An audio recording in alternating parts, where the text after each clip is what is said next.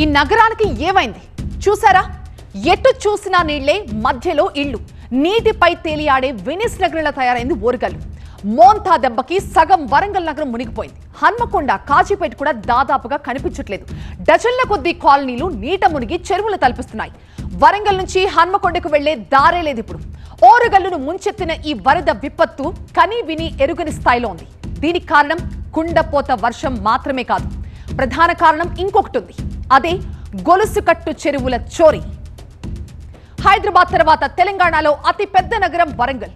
కానీ సముద్ర మట్టానికి ఎక్కువ ఎత్తులో ఉంది గనక ఇక్కడ వర్షపాతం చాలా తక్కువ.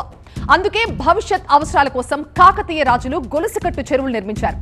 గొలుసుకట్టు చెరువులంటే ఒక చెరువు నిండిన కొద్దీ నీళ్లు దిగువన ఉన్న చెరువులోకి వెళ్తూ ఉండేలాగా అనుసంధానం చేయటం. వర్షపు నీరు వృధాగా పోకుండా నిల్వ చేయాలన్న ఉద్దేశంతో నగరం చుట్టూ గొలుసుకట్టు చెరువులు, కుంటలు నిర్మించారు కాకతీయ రాజులు. కానీ వరంగల్ సిటీ విస్తరించి కబ్జాలు పెరిగి 52 చెరువులు, కుంటలు మొత్తానికే మాయమైపోయాయి. ఫలితం గొలుసుకట్టు తెగిపోయింది. ఉదాహరణకి ఇక్కడ మీరు హన్మకొండలో ఊర చెరువుకు పడ్డ గండ ఒకసారి చూడండి. ఒక్కసారిగా వరద పోటెత్తడంతో 100 ఫీట్ రోడ్, వివేక్ నగర్, తులసి bar area, Pragathi Nagar, Sammaiah Nagar, NGOs colony మొత్తం అన్ని మునిగిపోయాయి.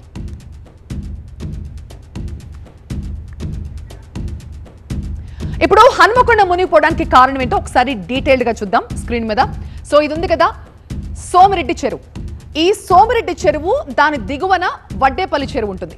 సో అక్కడికి వచ్చే నీళ్ళన్నీ కూడా ఆ తర్వాత ఉన్న ఊర చెరువు దగ్గరికి వస్తాయన్నమాట. సో ఇక్కడికి వచ్చేటప్పుడు ఈ నీళ్లతో పాటుగా, చెరువు నీళ్లతో పాటుగా మురికి నీళ్లు కూడా చేరి ఇవన్నీ ముచ్చెర్ల నాగారం చెరువు దగ్గరికి వస్తాయి. ఆ తర్వాత అక్కడి నుంచి అది చలివాగులో కలవాలి. ఇది ఒరిజినల్ స్ట్రీమింగ్ ఇది. కానీ ఈ చెరువులన్నింటినీ కలుపుతూ మధ్యలో కొన్ని కుంటలు కూడా నిర్మించారు కాకతీయ రాజు. కానీ ఆ కుంటలేవి, అవి మొత్తం కూడా కబ్జాకి గురైపోయాయి. ఇప్పుడు అసలు అక్కడ కుంటలే లేకుండా పోయాయి. ఆ గొలుసు కట్టులు తెగిపోయిన కారణంగానే ఇవాళ వరంగల్ లాంటి మహానగరం కూడా ఇలా నీళ్లలో మునిగిపోయి నీళ్లపై తేలి ఆడుతున్న వెనిస్ నగరం లాగా కనిపిస్తోంది.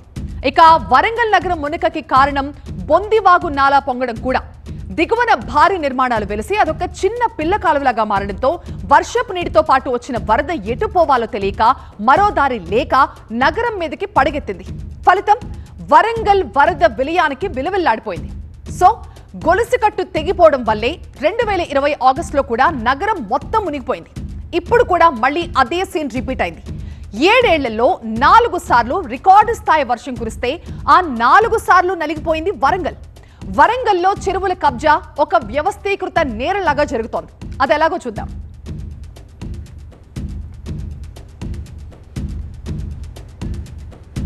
నాటి విపత్తుల తర్వాత ఆఫీసర్లు 2-3 సార్లు చెరువుల సంరక్షణ కమిటీ మీటింగ్ పెట్టి హడావుడి చేశారు.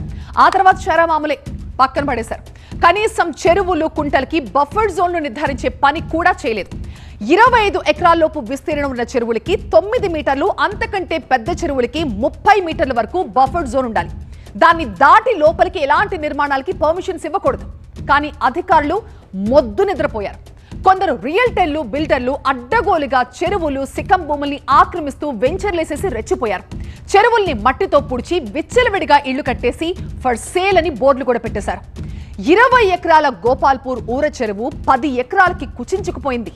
భద్రకాళి చెరువు, మట్టివాడకోట చెరువు, ఉడ్సిరంగ సముద్రం, కాజీపేట బంధం చెరువు, హసన్పర్తి పెద్ద చెరువు, చిన్నంగి చెరువు, మడికొండ పెద్ద చెరువు, భీమారం శ్యామల చెరువు, దేవన్నపేట బంధం చెరువు ఇప్పుడు భూతద్దం పెట్టి వెతికినా కూడా మన కళ్ళకు కనిపించవు. హైదరాబాద్ లో చెరువుల సంరక్షణ కోసం వచ్చిన హైడ్రా తరహాలోనే వరంగల్లో కూడా వాడ్రా ఏర్పాటు చేయాలన్న ప్రతిపాదనలు కూడా ఉన్నాయి అక్కడ స్థానికుల నుంచి. చూస్తుండగానే సగానికి సగం చెరువులు మాయమైపోయినాయి. చెరువులు ఉండాల్సిన స్థలంలో 100ల కొద్దీ కాలనీలు వచ్చేసాయి. చిన్న వాన పడినా మొత్తం నగరం మునిగిపోతోంది. యథేచ్ఛగా జరుగుతున్న చెరువుల కబ్జాకి చెక్ పెట్టకపోతే, కాకతీయుల కాలం నాటి గొలుసుకట్టు చెరువుల్ని పునరుద్ధరించకపోతే ఏం జరుగుతుందో ఓరుగల్లు జనానికి మరొకసారి అనుభవంలోకి వచ్చింది. చెరువులకి గండ్లు పడి నిండా మునిగిన వరంగల్లో ప్రస్తుత పరిస్థితి ఎలా ఉందో చూద్దాం.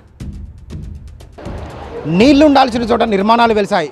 ఫలితంగా వరదలు ముంచెత్తి జనజీవనం అతలాకుతలం అవుతున్నారు. వరంగల్ నగరం గట్టి వర్షం పడితే చాలు ఈ విధంగా జల విలయంలో చిక్కుకొని ప్రజలంతా కట్టుబట్టలతో సహాయం కోసం ఎదురు చూడాల్సిన దుస్థితి ఏర్పడింది. ఇది తొలిసారేం కాదు.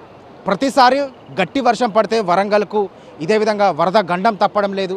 2017లో ఇదే విధంగా వరదలు ముంచెత్తాయి. 2018లో మరొకసారి సంభవించాయి. 2022లో కూడా ఇదే విధంగా వరదలు సంభవించాయి. ఈ ముంపు ప్రాంతాల ప్రజలంతా కూడా ఈ విధంగా కట్టుబట్టలతో బయటికి వెళ్ళి ఆర్తనాదాలు చేశారు. అలాంటి ప్రజలకు ఎవరికి తోచిన విధంగా వారు సహాయక చర్యలు అందించారు. ప్రస్తుతం స్టిల్ నౌ కూడా వరంగల్ చరిత్రలో ఎన్నడూ కనివిని ఎరగని విధంగా రికార్డు స్థాయిలో వర్షపాతం నమోదైంది. ఆ వర్షం ఎఫెక్ట్తో ఈ విధంగా ఎగువ ప్రాంతాలు చేస్తున్నటువంటి వర్షం దిగువన ఉన్నటువంటి కాలనీలను ముంచెత్తింది. అంటే గొలుసు కట్టు చెరువులన్నీ కూడా మాయమైపోయాయి. చెరువులు కుంటలు అన్యాక్రాంతం అయిపోయాయి. FTL అంటే ఒక చెరువు ఉందంటే ఆ చెరువు పక్కన బఫర్ జోన్ ఉంటుంది. ఆ బఫర్ జోన్లో ఎట్లాంటి నిర్మాణాలు చేపట్టవద్దనే ఆంక్షలు ఉంటాయి. కానీ బఫర్ జోన్లలో నిర్మాణాలు చేపట్టే వాటికి మున్సిపల్ అధికారులు పర్మిషన్లు ఇస్తున్నారు. యథావిధిగా బఫర్ జోన్లలో నిర్మాణాలు బహుళ అంతస్తుల భవనాలు వెలుస్తున్నాయి. ఇంకొక వైపు కుంటలు మాయమైపోయాయి. కుంటల్లో కూడా నిర్మాణాలకు అనుమతులు ఇస్తున్నారు. ఈ నేపథ్యంలోనే కుంటలు చెరువుల్లో వెలిసినటువంటి నిర్మాణాలు గట్టి వర్షం పడితే ఆ వర్షం నీరు బయటికి పోయే పరిస్థితి లేదు. ఈ నేపథ్యంలోనే ఈ విధంగా వరదలు ముంచెత్తి కొన్ని వందలాది కాలనీలు ఈ విధంగా జల దిగ్బంధంలో చిక్కునే పరిస్థితి ఏర్పడుతుంది. ఒకటని కాదు, వరంగల్ హన్మకొండ నగరంలోని దాదాపు 118 కాలనీలు ప్రస్తుతం ఈ వరదల వల్ల ఎఫెక్ట్ అయిపోయి అక్కడ కాలనీల ప్రజలంతా తీవ్ర ఇబ్బందులు ఎదుర్కొంటున్నారు. తెల్లవారేసరికి వరదలు ఇళ్లలోకి చొరబడి ప్రజలు కట్టుబట్టలతో బయటికి వెళ్ళే పరిస్థితి ఏర్పడింది. ఎగువ నుంచి వర్షాలు పోటెత్తాయి.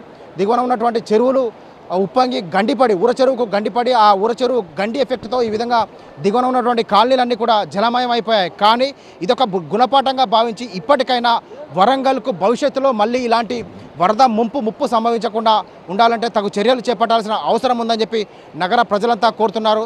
నీళ్లు ఉండాల్సిన చోట నీళ్ళే ఉండాలి. కానీ నీళ్లు ఉండాల్సిన చోట నిర్మాణాలు చేపడితే ఖచ్చితంగా ఆ ప్రకృతి వైపరీత్యం మనం అనుభవించాల్సి వస్తుందని చెప్పి ఇక్కడ జరుగుతున్నటువంటి ఈ పరిణామాలు చూస్తే అర్థమవుతుంది. ఇప్పటికైనా ఒక గుణపాఠంగా భావించి వరంగల్ నగరంలో ఈ బఫర్ జోన్లలో ఏర్పాటు చేసినటువంటి నిర్మాణాలు, కుంటలలో ఏర్పాటు చేసినటువంటి నిర్మాణాలను తొలగించి మళ్ళీ వరంగల్ నగరంకు ముప్పు నుంచి గట్టెక్కే విధంగా తగు చర్యలు చేపట్టాలని ఓరుగల్లు ప్రజలు కోరుతున్నారు. కెమెరా పర్సన్ మున్నాతో పెద్దీష్, TV9 వరంగల్.